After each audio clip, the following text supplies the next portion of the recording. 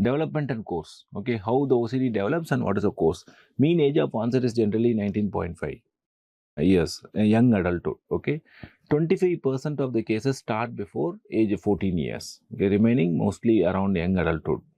Onset after 35 is unusual but can happen. If late onset, elderly individual with OCD first onset, you have to suspect medical conditions. Okay, males are earlier on the age of onset than female. That is why when there is childhood onset case, the male it has a male preponderance. Okay, 25% of the male have onset before 10 years. Okay, if you take 100 males with OCD, in that 25 will have onset in childhood. Okay, before 10 years.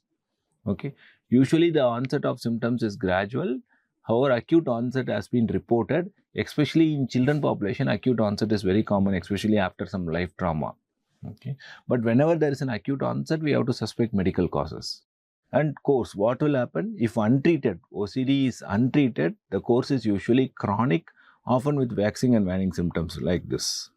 And in the impairment will be persistent. Okay, some individuals will have episodic course.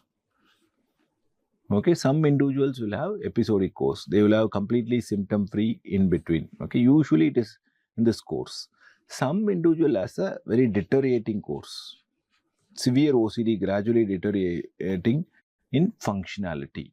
Okay, without treatment, remission rates in adults are low. Okay, for example, 20%. 20% of the adults, when they reevaluate after 40 years, there is remission without treatment. Okay, with treatment, the response is high, but remission rate without treatment is generally low for OCD. Usually, this kind of course, waxing and waning, some will have episodic course, some will have deteriorating. This has a good prognosis, this has a very poor prognosis. Usually, the middle ground, they will have a waxing and waning course, and it is usually chronic.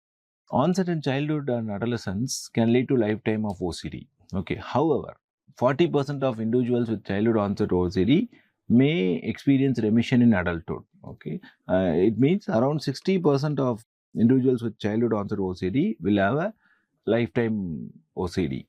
Okay, the course of OCD is often complicated by the co-occurrence of other disorders. Okay, it has a high comorbid rate.